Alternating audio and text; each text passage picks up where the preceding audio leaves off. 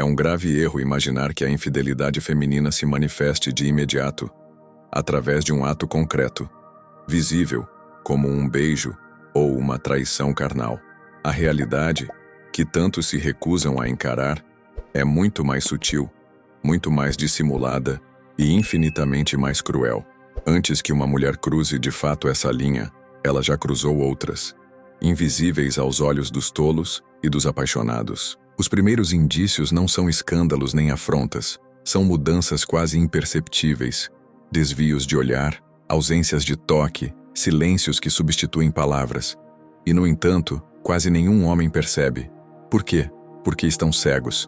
Cegos pela ilusão do amor, essa armadilha que a natureza engenhou para que sirvamos aos seus desígnios de perpetuação, enquanto acreditamos, tolos, que servimos à nossa própria felicidade. Se, porém, aquele que observa se despir das ilusões românticas, se tiver a coragem de olhar a realidade com os olhos despidos de esperança, perceberá esses sinais e, quem sabe, salvará não apenas sua dignidade, mas também sua sanidade e, talvez, aquilo que alguns ainda ousam chamar de alma. O que vos exponho aqui não é conjectura vazia, tampouco mero produto de achismos sentimentais.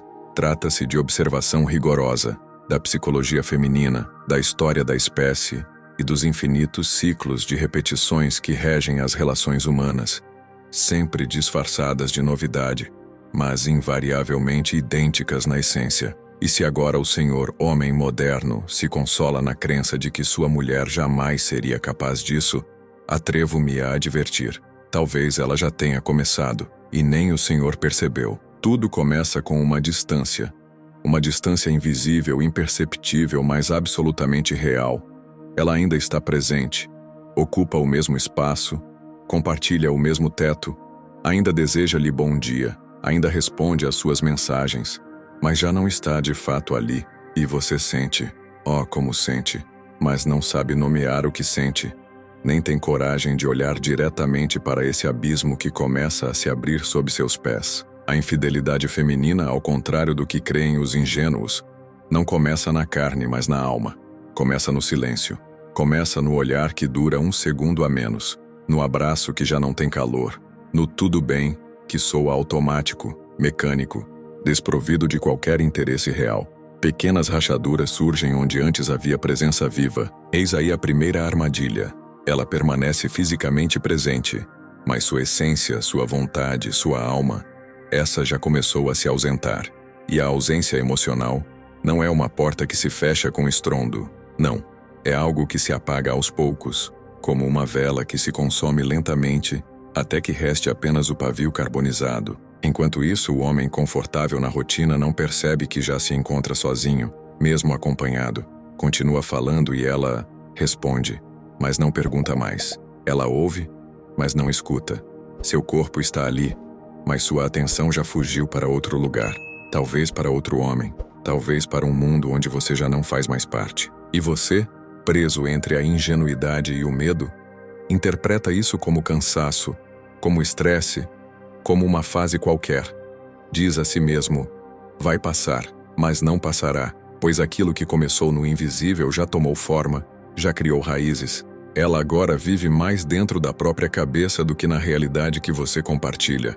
E dentro dessa cabeça surgem outros cenários, outras possibilidades, algumas das quais você sequer suspeita, e você segue, tentando agradar, tentando desesperadamente ser novamente aquele que um dia você foi para ela. Mas o que foi, já não é mais, porque ela já partiu, e você, tolo, ainda não percebeu.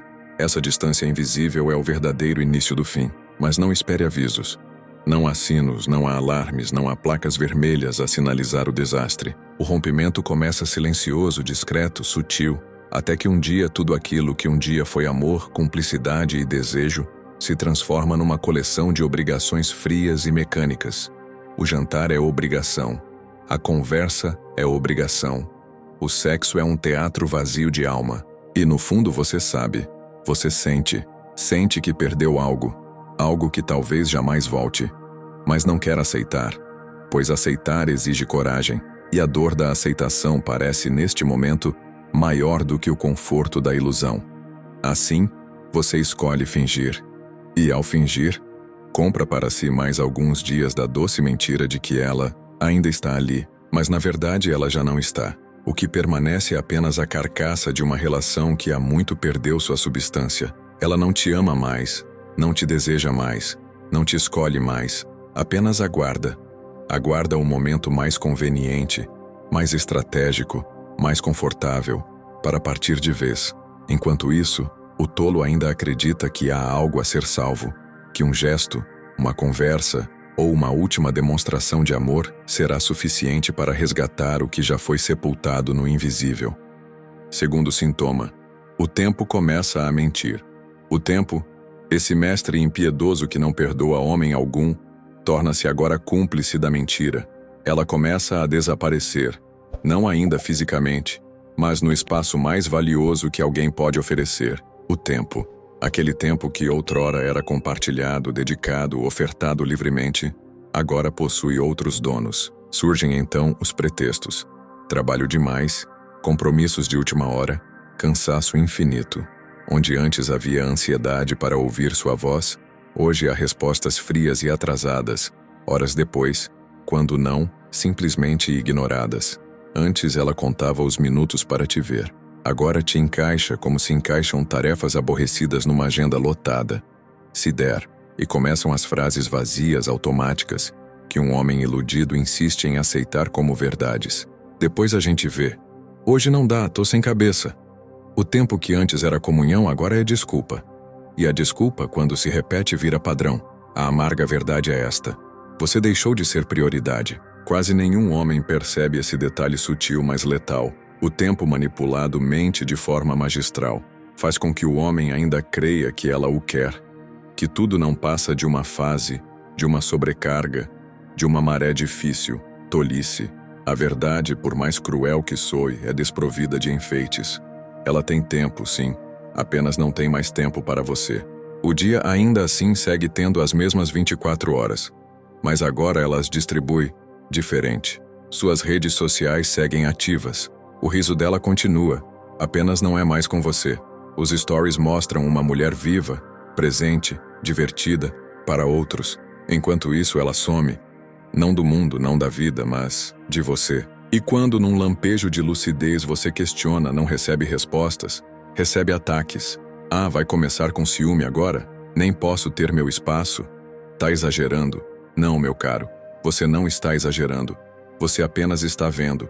Você está percebendo o que ela gostaria que você não percebesse. E ainda assim, feito um náufrago agarrado a uma tábua podre, você escolhe duvidar de si, se dobra, se anula, torna-se mais compreensivo, mais paciente, mais submisso, na esperança inútil de reconquistar o que já não existe. Só que veja, uma mulher que já não te escolhe, jamais respeitará aquele que aceita ser ignorado. Ela não respeita a ausência que você tolera. O tempo agora é uma mentira conveniente. E você, fraco, prefere acreditar nessa mentira do que enfrentar a dor lancinante da verdade. E ela percebe isso. Oh, como percebe! E usa isso. E aos poucos, apaga você da própria rotina. Até que um dia, sem perceber, você se dá conta de que sequer consegue lembrar qual foi. Afinal, o último momento real, sincero, genuíno que compartilharam. Terceiro sintoma: o celular vira cofre, e então vem ele. O oráculo moderno, o espelho da verdade secreta, o celular. Aquele objeto que outrora repousava descuidadamente na mesa, no sofá, na cama, sem senhas, sem segredos, sem preocupações. Você via notificações, ouvia os toques, pegava-o para entregar, sem que isso gerasse qualquer desconforto. Tudo era natural, tudo era transparente, mas essa transparência se quebrou. E uma vez rompida, jamais volta a ser o que foi. O aparelho, antes inofensivo, agora é guardado como se fosse um cofre de segredos inconfessáveis. A tela nunca mais fica visível, está sempre virada para baixo. As notificações sumiram.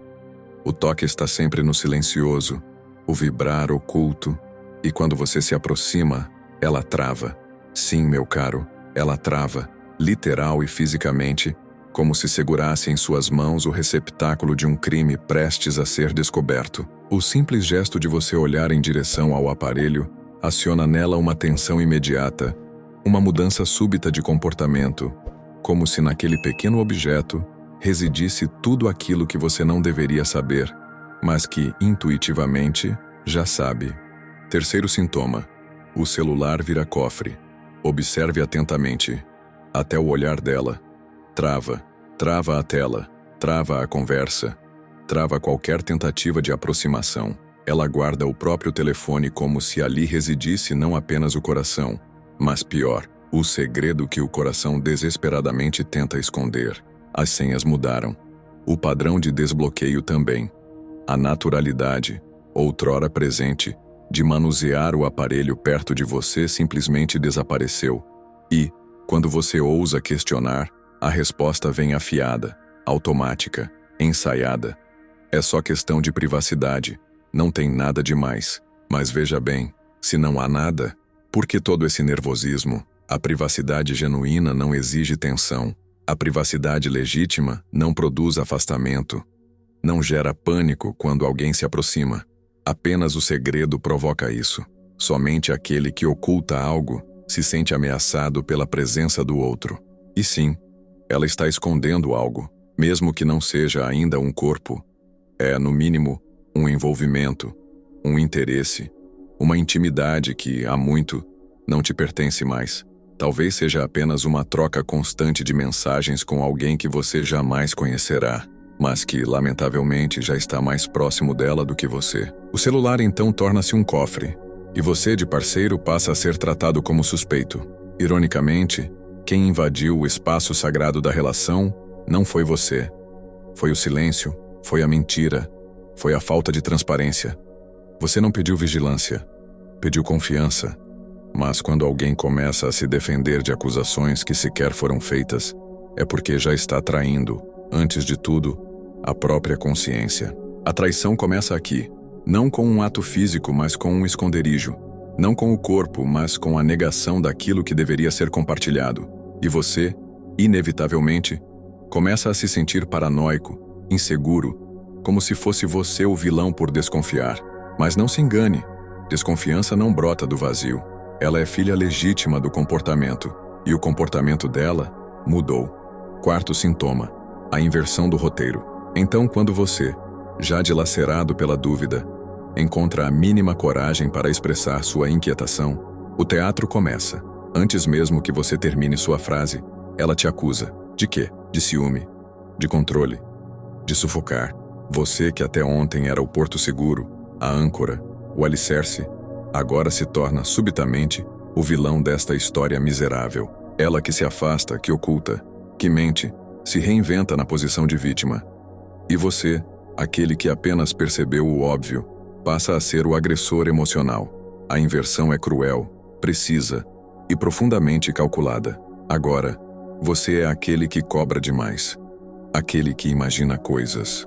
O homem fraco que vê problemas onde, segundo ela, não há absolutamente nada. Essa é sem dúvida a etapa mais perversa da traição emocional. A inversão do roteiro. Ela já não é mais sua parceira. Ela se torna publicamente e na própria narrativa interna a vítima. E você, o problema. Ela te afasta. E ainda tem a disfarçatez de te culpar por esse afastamento. Ela se fecha e diz com todas as letras que você é quem não a compreende. Ela mente descaradamente e sustenta que está apenas se protegendo da sua desconfiança. Desconfiança esta que, ironicamente, ela mesma plantou, regou e cultivou. E agora você se encontra dentro de um jogo psicológico cruel e sem saída. Um jogo onde qualquer movimento seu é erro. Se pergunta, é invasivo. Se não pergunta, é indiferente. Se insiste, é inseguro. Se desiste, é frio. E enquanto você caminha sobre ovos, cuidando para não desagradar, ela caminha livre. Livre para flertar. Livre para ocultar. Livre para construir uma nova narrativa. Uma onde você é o peso, e ela, a mártir que só quer paz. Mas a verdade, sempre incômoda, sempre cruel, é outra. Ela não inverte o roteiro por acaso, nem por desatenção. Ela o faz por necessidade psicológica, quase como um mecanismo de autopreservação. Precisa, desesperadamente, de um argumento interno, de um álibi moral que lhe permita justificar para si mesma o que já está fazendo. É uma estratégia para se afastar, sem carregar o peso da culpa. E você, cego pela própria culpa, dominado pela esperança patética de salvar algo que já morreu, oferece isso de bandeja. Você se curva, começa a pedir desculpas, não por ter errado, mas por sentir, por perceber, por querer clareza. E nesse exato instante, ela te enfraquece, ela te rouba o chão, mina a sua sanidade e te faz duvidar de si próprio. Mas que fique claro, ela não quer que você entenda, ela quer que você aceite, e de preferência, em silêncio. Quer que você aceite uma realidade invertida, onde o amor se transformou em acusação e a busca pela verdade se tornou uma ameaça. E se ela precisou distorcer os fatos, manipular narrativas e transformar você no vilão, é porque há muito já partiu. Já não existe mais amor. Só o esboço pálido de uma presença física que cumpre protocolo social. Ela já foi embora, mas ainda permanece. Não por amor, não por respeito, não por lealdade, mas apenas para evitar o desconforto social de ser vista como a errada. Agora, o desfecho não está mais nas suas mãos. Pertence unicamente a ela, porque embora você ainda insista em acreditar que há uma chance, ela, internamente, já decidiu. E tudo o que faz agora é te deixar acreditar, por um pouco mais de tempo, que existe esperança, apenas para aliviar a própria consciência enquanto organiza a própria fuga. Quinto sintoma: o carinho que machuca. Sim, ela ainda te beija, ainda te abraça, ainda te chama mecanicamente de amor, mas paradoxalmente, isso não conforta. Isso dói, porque você, mesmo que negue, sente na pele, no toque, no cheiro, no corpo dela, que aquele carinho já não é verdadeiro. O que antes era expressão genuína de afeto, hoje não passa de encenação, um teatro pálido, desprovido de alma, mantido unicamente para preservar as aparências. O carinho tornou-se disfarce, o abraço virou cortina, o beijo, agora, não acalma, confunde, e o toque, que outrora te preenchia, agora apenas te lembra, com uma dor quase física, do vazio que se instalou entre vocês. O corpo dela está ali, sim, mas despido de vontade, despido de entrega, despido da alma que um dia morou naquele abraço. Tudo se transformou em rito automático, numa coreografia fria de obrigações conjugais. Ela te oferece carinho da mesma forma que se oferece esmola a um mendigo. O mínimo necessário para não parecer cruel, mas sem qualquer intenção real de mudar o destino daquele que estende a mão. E você aceita. Aceita porque ainda ama. Aceita porque teimosamente ainda acredita que talvez, só talvez, seja apenas uma fase. Mas permita-me ser honesto, brutalmente honesto, como é próprio do meu pensamento. Não é uma fase, é o fim. E, ironicamente, o fim, quando se apresenta travestido de amor, fere infinitamente mais, porque você se vê beijado por lábios que já não te desejam, é tocado por mãos que já não te reconhecem, recebe declarações de amor de uma boca que, na verdade, já mente até para si mesma. Este carinho não é mais ponte, é cortina, não une, esconde. Esconde o fato inegável, irrefutável, de que ela já não está mais aí. E você, tragicamente, finge não perceber, apenas para adiar a dor que cedo ou tarde virá, com toda a sua crueldade. Esse carinho não é mais demonstração de afeto. Serve apenas para disfarçar o que já é evidente. Aquilo que ela sente por outro. Ou, mais cruel ainda, aquilo que simplesmente deixou de sentir por você. E curioso, não é pelas palavras que você percebe, é pela ausência de verdade. O olhar já não brilha, o toque já não arrepia, o corpo não busca, apenas aceita, apenas responde, sem desejo, sem entrega, sem alma. Finge.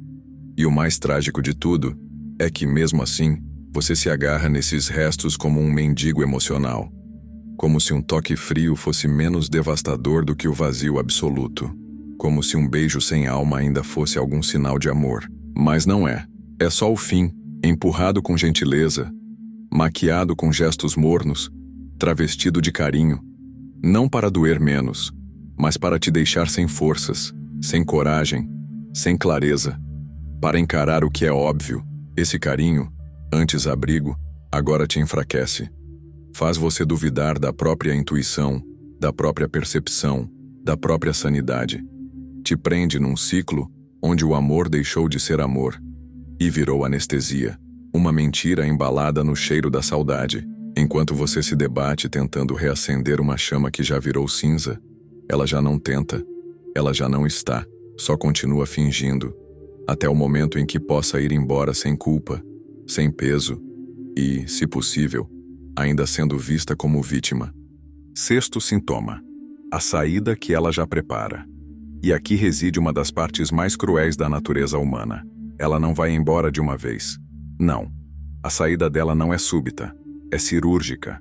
É planejada. É calculada. Ela não larga. Ela desmonta. Peça por peça. Lentamente. Sem que você perceba. Enquanto você, ainda iludido, tenta salvar os cacos, ela já está ocupada construindo a própria rota de fuga. Não com palavras, mas com atitudes.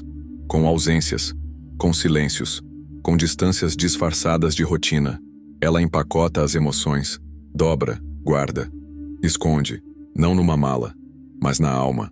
A saída dela começa muito antes do adeus. Começa quando ela para de te incluir nos planos. Quando fala do futuro, não mais no plural, mas no singular. Quando seus problemas, que antes eram dela também, agora se tornaram incômodos, perturbações, distrações inconvenientes. Ela passa a falar mais com as amigas do que com você. Passa mais tempo perdida no mundo digital do que no seu abraço. Começa a planejar viagens, sozinha. A cultivar novos interesses, todos cuidadosamente distantes de você. E faz isso com uma habilidade quase cirúrgica. Sutil, silenciosa, gradual. Por quê? Porque ela não quer parecer cruel. Não quer que o mundo a enxergue como a vilã. Quer sair, mas sair limpa, com a consciência leve, de preferência, como a vítima. E aqui, ironicamente, talvez resida o golpe mais baixo. Você, que ainda a ama, se torna cúmplice da própria substituição. Vai dizer que entende, vai aceitar as desculpas esfarrapadas, vai aliviar a dor dela, tentando inutilmente não sufocar a sua. E assim você, sem perceber, ajuda a empurrar ela para fora, e a si mesmo para dentro do abismo. Mas que você não se iluda. A saída dela não é só física. É emocional, é psicológica, é existencial. Ela já se desconectou de você, já te desligou. Só falta agora formalizar. Só falta o ato final. E você, tolo, ainda está aí, tentando entender onde errou, buscando respostas, querendo encontrar lógica naquilo que, muitas vezes, não tem lógica. Além da pura e simples covardia humana. Porque sim, às vezes, o erro não é seu. O erro é dela, pela covardia de não ser honesta, pela crueldade de manter um corpo presente, quando a alma já partiu. Sétimo sintoma: a despedida que acontece antes do fim. Ela não vai embora no dia que sai pela porta, vai muito antes. Vai quando te retira lentamente do espaço que antes era seu, quando te rebaixa de amor a obstáculo, de companheiro a peso. E então, quando o fim chega, parece inevitável, parece lógico, parece natural, porque ela já te matou na própria consciência há muito tempo. O que você sente agora não é surpresa, é sentença. Agora, a escolha é sua. Você pode continuar preso nessa ilusão, mendigando migalhas emocionais, sustentando sozinho um amor que já morreu. Ou pode abrir os olhos, pode recuperar a própria dignidade, pode finalmente compreender. Ela foi embora, mas você ainda está aqui, inteiro o suficiente para recomeçar, forte o bastante para não aceitar menos do que merece, e lúcido. E então vem a frase clássica: covarde, previsível, ordinária. Não é você, dúvidas. Sou eu, nunca. E sim, é ela mesmo. É ela. Só que não teve coragem de te dizer isso antes. Ela já tinha ido embora. Não quando cruzou a porta, mas quando começou a se ausentar dia após dia, gesto após gesto, olhar após olhar, presença após ausência. Se esse conteúdo fez sentido para você, não sai daqui sem se inscrever. Porque a verdade, nua, crua e sem anestesia, vai continuar sendo dita aqui. Nos próximos vídeos, a gente vai seguir rasgando os véus da ilusão e te mostrando, sem filtro, aquilo que muita gente finge não ver. Então ativa o sino e vem. Porque a partir de agora, ou você acorda, ou continua sendo personagem de uma história que já te excluiu faz tempo.